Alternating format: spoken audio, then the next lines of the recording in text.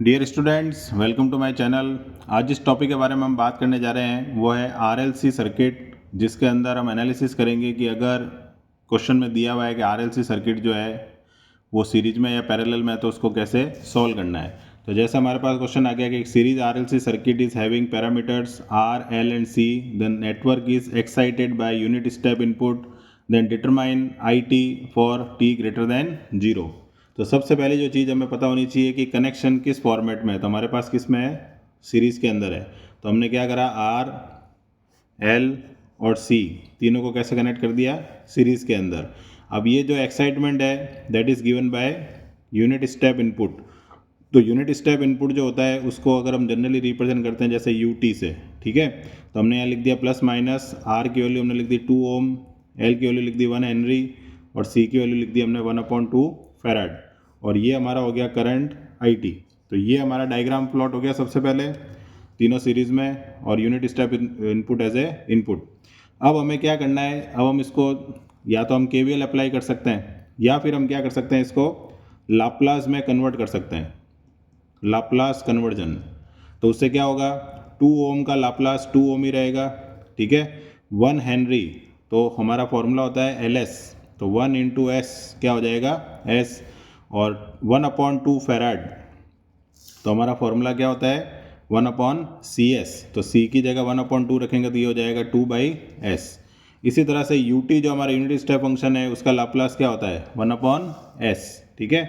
और IT जो है उसका जो लाप्लास होगा that will be represented by IS। तो इस तरह से हमने क्या किया है, सब पैरामीटर को कन्वर्ट कर दिया है, ठीक है।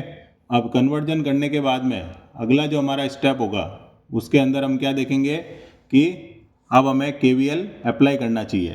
तो KVL अगर मैं अप्लाई करता हूँ, ठीक है, तो KVL के अंदर क्या होगा कि अगर मैं सर्किट को वापस से प्लॉट करता हूँ फॉर एग्जांपल, तो इसको मैं VUT लिख देता हूँ एज ए इनपुट।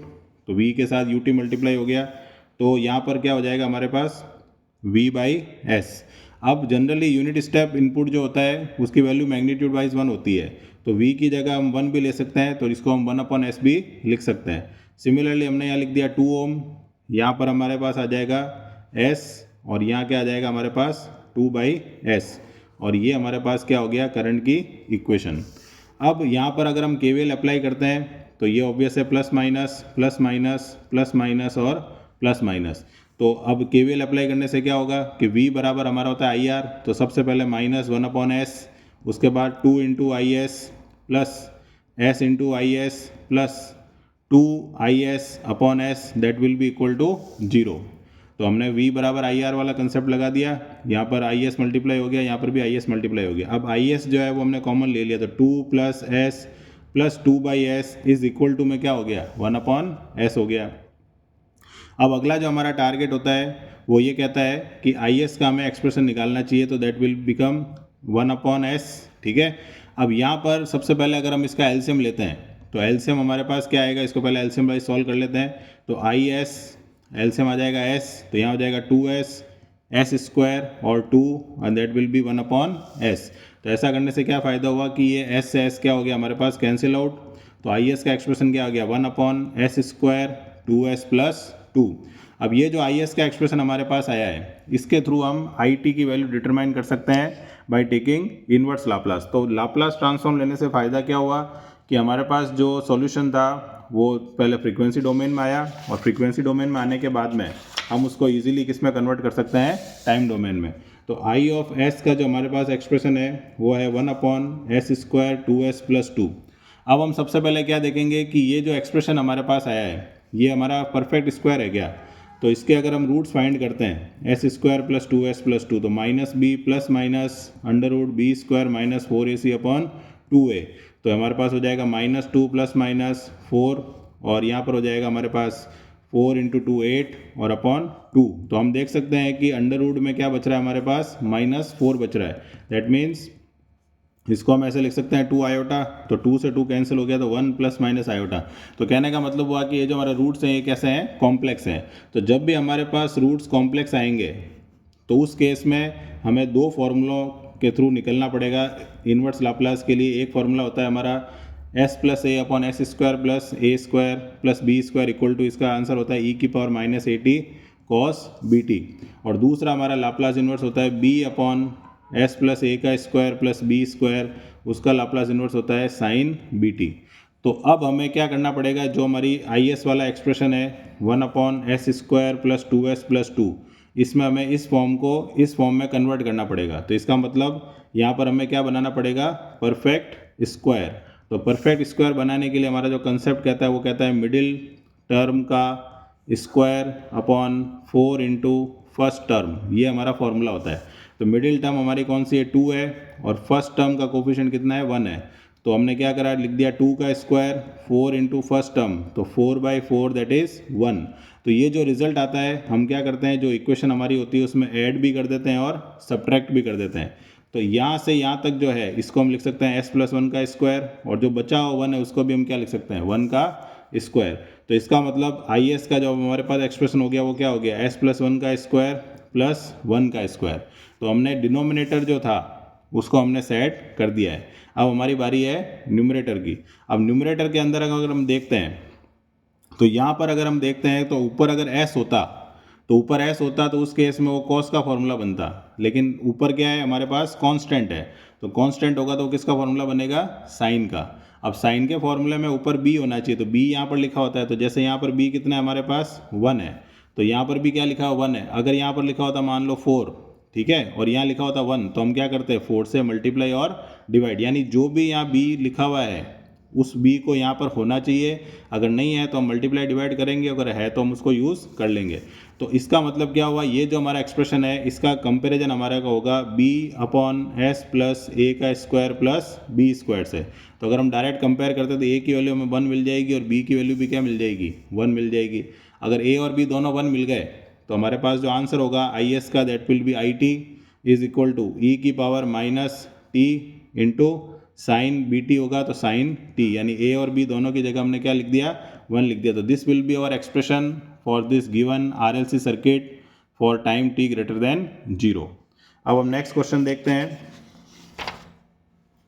तो नेक्स्ट क्वेश्चन जो है हमारे पास वो कुछ इस तरह से है, जो कि स्विच के ऊपर बेस्ड है। जैसे हमारे पास क्वेश्चन आ गया, in the network the switch is moved from position 1 to position 2। तो ये हमारे पास दो पोजीशन है, 1 से 2 में वो मूव कर रहा है at time t equal to 0। The switch is in position 1 for long time, यानी वहाँ पर 1 पर लॉन्ग टाइम है। Determine the expression for I T, और ये हमें इक्वेशन हमारा जो सर्किट है वो दे रखा है।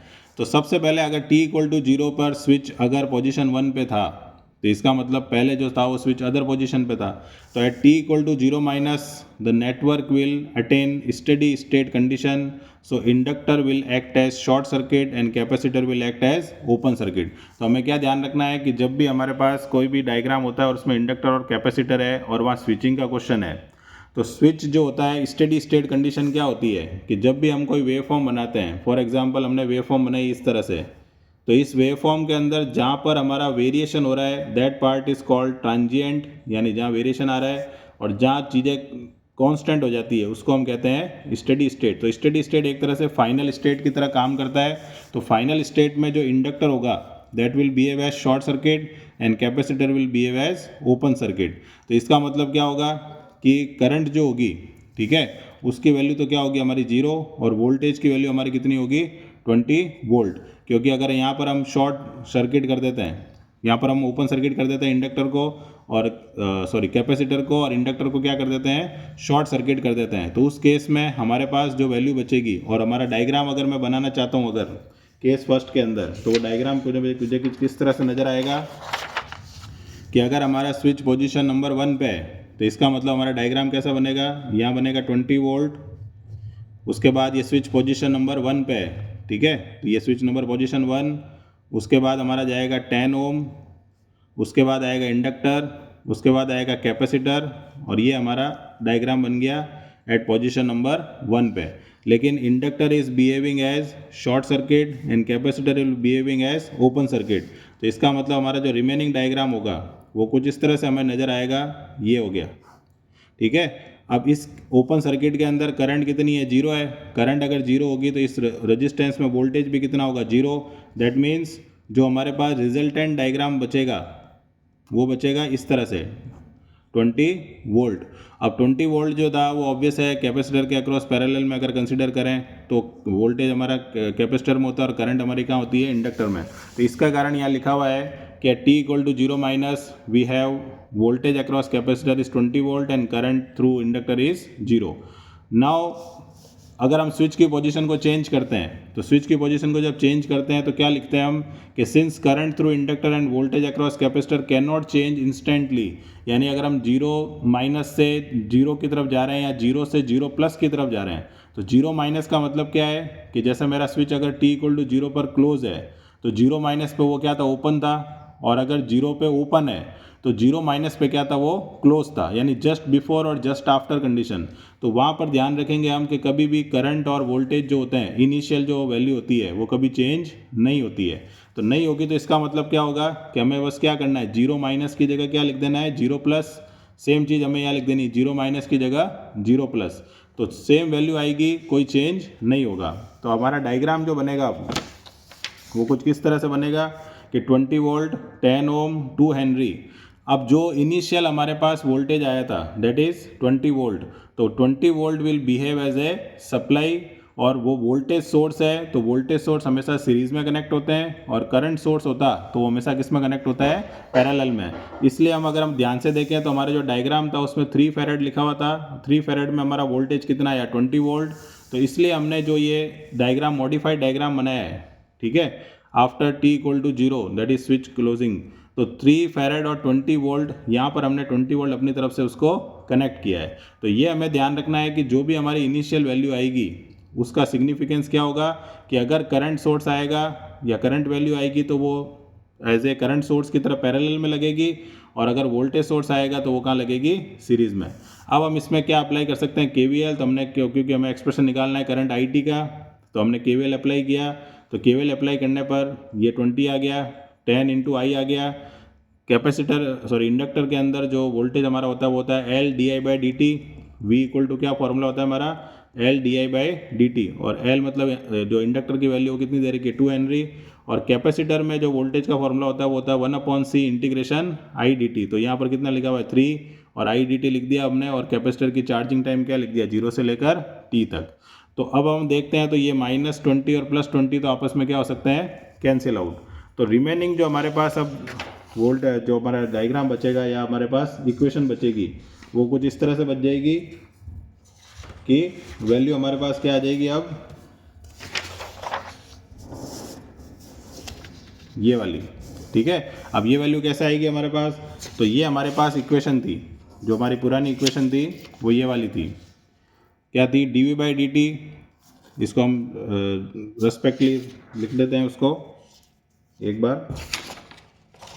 तो ये हमारी इक्वेशन थी -10i, ठीक है, -2di/dt, -1/3 इंटीग्रेशन 0 से t I/dt that is equal to 0। अब हम क्या कर रहे हैं, इसको डिफ्रेंशिएट कर रहे हैं विद रिस्पेक्ट टू टाइम। तो यहाँ पर क्या बनेगा हमारे पास 10di/dt, यहाँ पर क्या बनेगा d2i/dt², और यहाँ पर इंटीग्रेशन और डिफ्रेंशिएशन आपस में क्या हो जाएंगे, कैंसल। तो हमारे पास जो इक्वेशन बचेगी अब वो क्या बचेगी, 0, तो हमारा 20 का भी हम 0 लिख सकते हैं, कांस्टेंट का डिफ्रेंशिएशन 0 होता है, 10di/dt 2d2i/dt² और i/3 इक्वल टू 0। अब इसमें माइनस माइनस माइनस कॉमन लिया जा सकता है, और ये जो 2 है ये भी हम क्या ले सकते हैं, कॉमन ले सकते हैं। तो हमारे पास जो एक्सप्रेशन आया करंट का वो क्या आ जाएगा, d2i/dt² + 5di/dt + i/6 equal to 0। अब हम क्या करेंगे, IT का एक्सप्रेशन निकालना है। तो ये इक्वेशन जो है ये हमारी फर्स्ट ईयर में हम पढ़ते थे, कांस्टेंट कोफिशिएंट डिफरेंशियल इक्वेशन, ठीक है, यानी इसका भी कोफिशिएंट 1 है, इसका वाइफ है, इसका 1/6 है, तो तीनों वैल्यू कैसी हैं, कांस्टेंट है। तो हमारा CF जो होता था that is called complementary function, वो हमारा किस पे डिपेंड करता था, रूट्स पर। तो हम क्या करेंगे, इसके रूट्स फाइंड करेंगे। और PI जो था that is called particular integral, वो डिपेंड करता है राइट हैंड साइड पर। PI depends on right hand side. अब यहाँ पर राइट हैंड साइड की वैल्यू अगर 0 है तो इसका मतलब PI भी इस क्वेश्चन का क्या है, 0 है। अब PI अगर 0 है तो IT का जो भी वैल्यू होगा वो किस पर डिपेंड करेगा, केवल CF पर, क्योंकि ये पार्ट हमारा क्या हो चुका है, 0 हो चुका है। तो अब हम अगर कंसिडर करते हैं इस चीज़ को, ठीक है, तो अब इसको सॉल्व करना है d2i/dt² plus 5di/dt plus i/6 that is equal to 0। ये हमने इक्वेशन लिख दी। अब इसको कैसे सॉल्व करते थे कि d/dt की जगह हम क्या लिखते थे d, तो ये हो जाएगा d2i 5di plus i/6 equal to 0। तो d² plus 5d plus 1/6 i तीनों में कॉमन आ गया दैट इज इक्वल टू 0। अब हम क्या करेंगे, ऑक्सिलरी इक्वेशन बनाएंगे तो put d equal to m, तो m² plus 5m plus 1/6 that is equal to 0। अब हम क्योंकि दराचार्य लगा सकते हैं क्योंकि ये हमारी क्वाड्रेटिक इक्वेशन है, तो -b plus minus √b² minus 4ac यानी 4/6 अपॉन 2 इंटू 1। तो जब हम इसको सॉल्व करेंगे तो हमारे पास दो रूट आएंगे, एक रूट आएगा -0.03 और एक आएगा हमारे पास -4.97। तो ये दो रूट जो आएंगे हमारे पास, ठीक है। अब दोनों रूट जो हैं वो कैसे हैं, रियल हैं और अनइक्वल हैं। तो जब हमारे पास CF का केस आता था तो C1e⁻m1t प्लस C2e⁻m2t, ये कब लिखा जाता है, जब रूट्स कैसे होते हैं, रियल होते हैं यानी आयोटा नहीं होता है, और अनइक्वल यानी दोनों वैल्यू क्या है, डिफरेंट है। तो हमारे पास IT का एक्सप्रेशन क्या आ जाएगा, C1e⁻0.03t C2e⁻−4.97t। तो ये हमारे पास क्या आ गई, IT की एक्सप्रेशन आ गई। लेकिन अभी भी ये इनकम्प्लीट है क्योंकि हमारे पास कांस्टेंट वैल्यू नहीं है, that is C1 and C2 नहीं है। तो C1 और C2 निकालने के लिए अब हम क्या करेंगे, कुछ कंडीशन को यूज़ करेंगे। तो पहली कंडीशन जो हम यूज़ करने वाले हैं, अब हम क्या करने वाले हैं, फॉर C1 एंड C2। अब क्योंकि ये दो अननोन वैल्यू है तो ऑब्वियस है कि यहाँ पर कंडीशन भी कितनी होनी चाहिए, दो होनी चाहिए। तो पहली कंडीशन हमने लगाई कि t इक्वल टू 0, हमारे पास करंट कितनी है, 0 है। तो हमारा जो एक्सप्रेशन था वो ये था 0.03t प्लस C2 या K1 भी लिख सकते हैं, K2 भी लिख सकते हैं, ये अपने ऊपर डिपेंड है, e⁻−4.97t। अब हमने रखा यहाँ I0, t की जगह 0 रखा, तो C1 e की पावर ये हो जाएगा 0, C2 e की पावर ये भी क्या हो जाएगा 0। तो क्या आ जाएगा C1 plus C2 and that is equal to 0, क्योंकि हमने डिटरमाइन किया था कि इनिशियल जो करंट है through inductor in this circuit is 0। ये हमारे पास एक्सप्रेशन आ गया पहला।